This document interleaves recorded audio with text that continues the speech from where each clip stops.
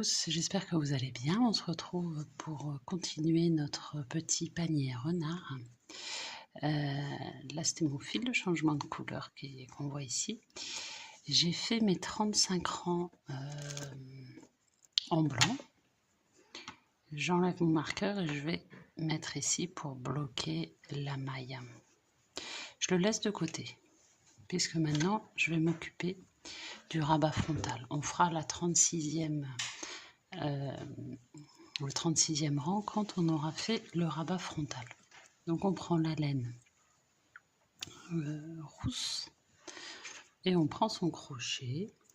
Donc là on va travailler en point tunisien. On va monter déjà 25 mailles en l'air. Donc on démarre comme d'habitude par un nœud de montage. Moi je le fais simple.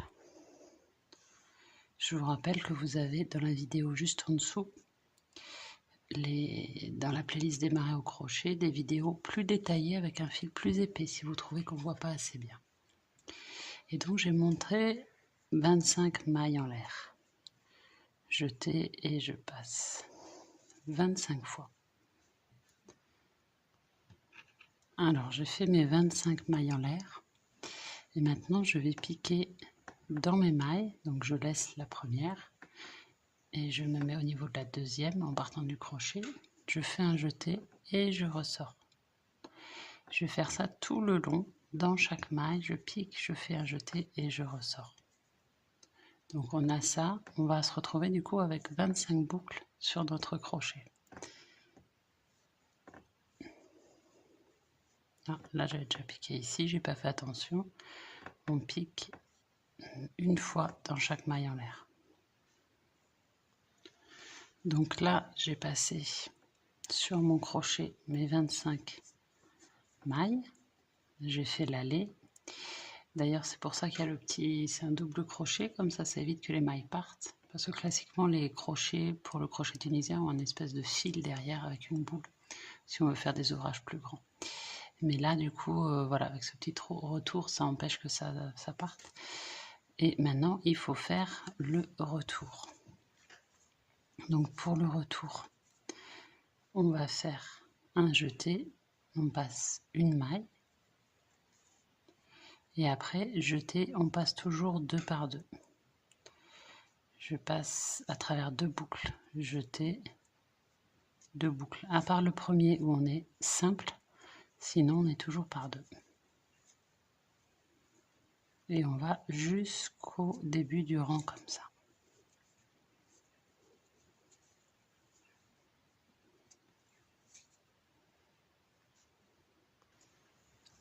Alors, mon rang 1 est fini.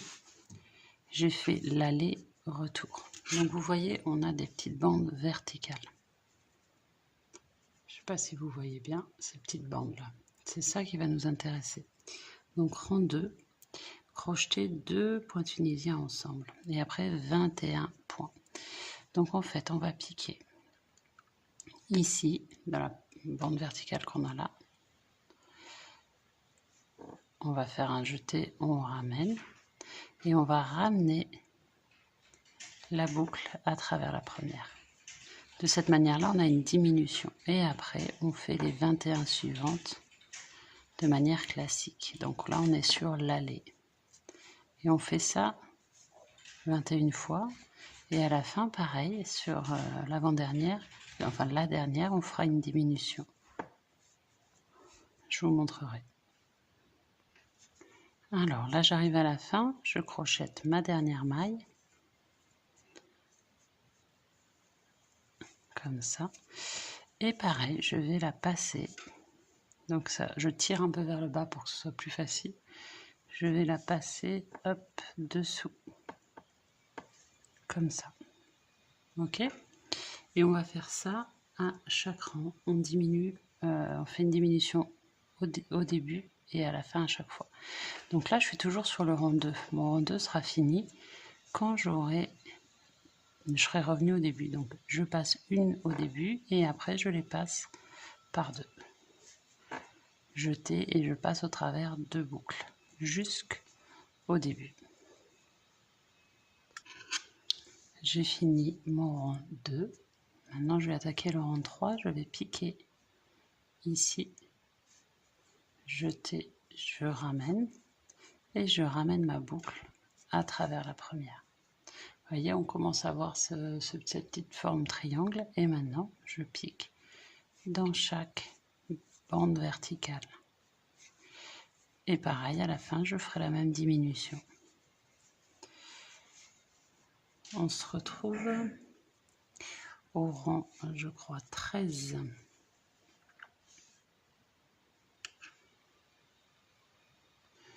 Je voulais juste vous montrer, là je suis à la fin de mon rang 3, enfin l'allée du rang 3. Là, vous vous arrêtez pas là, vous piquez dans celle qui est en diagonale. Elle n'est pas bien verticale comme les autres, celle-là ici, vous voyez c'est vertical, là c'est en diagonale. Vous piquez aussi dans celle-là. Parce que si vous l'oubliez, du coup, ça va faire quelque chose qui va être moins régulier.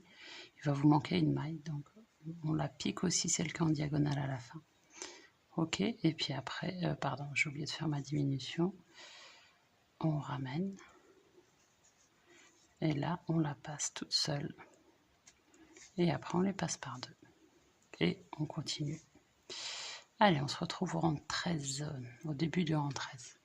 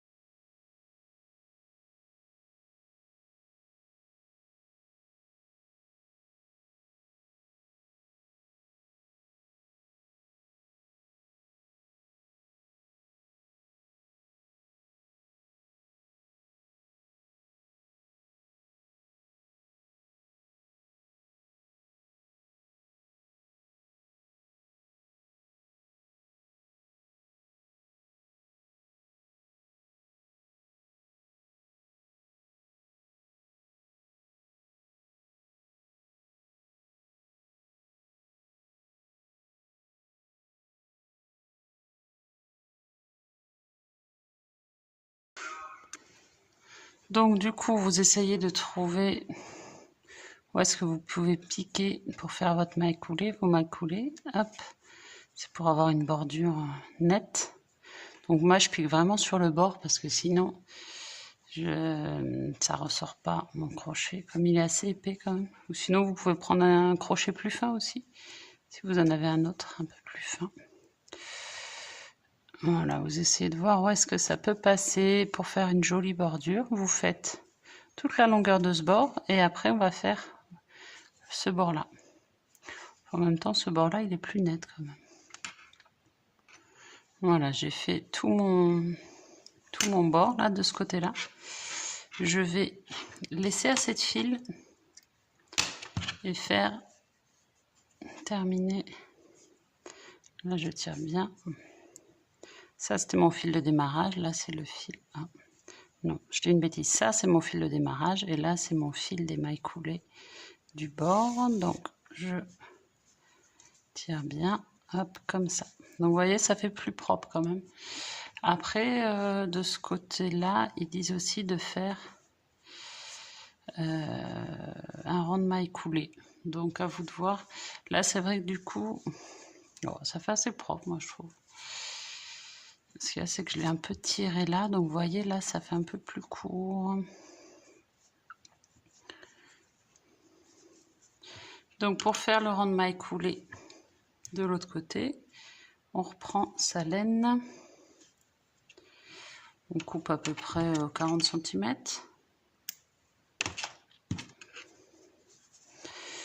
On va piquer. Là, c'est plus facile parce qu'il suffit de piquer sous les deux brins d'émail. C'est quand même beaucoup plus facile. On le met à cheval sur son crochet. Hop, on sort. Et on fait son rang de mailles coulées. Là, je garde mes deux brins. Et après, je garde qu'un seul brin. Parce que sinon, ça va faire trop épais. Donc, le petit brin, je le laisse là. Je le rentrerai tout à l'heure. Hop là. Et je fais tout le bord en mailles coulées. Alors là, je suis là. Donc ça va tirer un peu. N'essayez de ne pas crocheter trop serré pour pas que ça tire trop.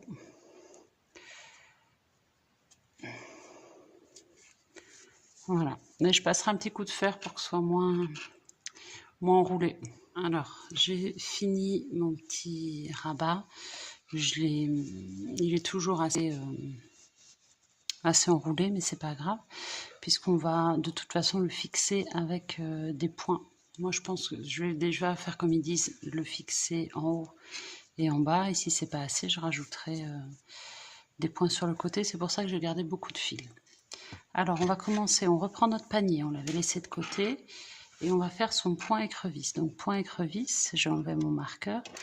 On le fait de gauche à droite. Donc, je vais prendre mon crochet et je vais piquer dans la maille d'avant. Et là, ce qui est important, c'est pas de faire de jeté parce que sinon, on s'en sort pas. On va juste prendre son crochet, on attrape son fil et on va le ressortir devant. Du coup, on a deux boucles et on fait un jeté. On tire un peu, voilà. Je vous remontre. On va passer, donc là, j'ai piqué dans cette boucle-là, donc on va piquer dans la boucle ici. On prend son fil avec son crochet, on le passe ici. Donc là, on voit pas bien, mais j'ai deux boucles sur mon jeté et on ramène. Et on va faire ça tout le long en intégrant le rabat. Donc là, on voit bien les deux boucles. Jeté, je ramène. Ce qui est important, quand on se trompe souvent en point d'écrevisse, c'est qu'on pique derrière et là, on fait un jeté. Mais en fait, c'est pas un jeté, juste on ramène comme ça. Ok?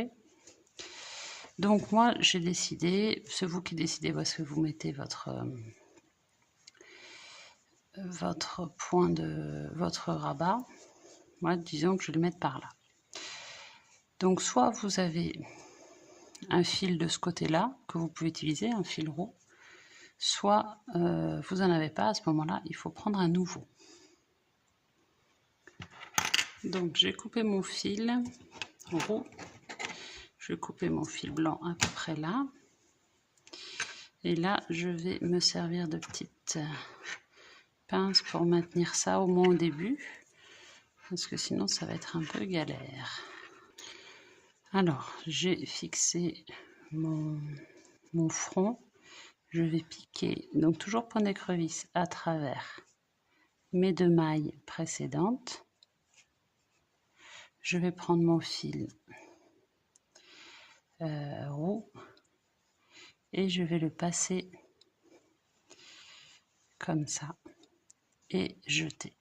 On fait la même chose sauf que c'est avec un fil roux et au travers des deux. Donc là, on va se mettre ici, toujours de gauche à droite. Je ramène mon fil, ça on le rentrera tout à l'heure, pour l'instant on s'en occupe pas. Je ramène mon fil, hop, jeter, et je passe. Donc ça m'embête, je l'enlève, et on va faire comme ça tout le long. On passe au travers des deux épaisseurs. Je prends ça, je le ramène, jeter, et voilà. Il faut tirer un petit peu, voilà. Ça, je le laisse à l'intérieur comme l'autre pour l'instant. Tous mes petits fils, je les rentrerai tout à l'heure. Je vous remontre. Donc, on prend les deux épaisseurs. On ramène le fil. Jeter et on passe. Et voilà. On va du coup jusqu'ici. Et ici, on reprendra le blanc. Donc, vous avez vu, il est tout complètement roulé. Donc, on va avec le nez, là, on pourra le fixer. Ce sera plus joli. Alors, j'ai fini de fixer mon front. Je laisse mon fil ici pour l'instant. Je vais m'en servir pour fixer le bord, je pense, après, même si c'est pas prévu. Parce que j'ai peur qu'en même temps, peut-être on n'en aura pas besoin. Enfin bon, peu importe, je laisse de côté. Je reprends mon fil blanc, donc un nouveau. Je vais pas le couper, là je sais pas pourquoi j'avais dit que je coupais, on pouvait le laisser à le roux, ou laisser à la pelote et couper à la fin. Je devais pas être bien réveillée. Donc là je continue mon point d'écrevisse, mais sans le roux, et je reprends le blanc, hop, je pique. Et voilà, et je continue le plus tranquillement du monde, mon petit point, jusqu'à retourner au début.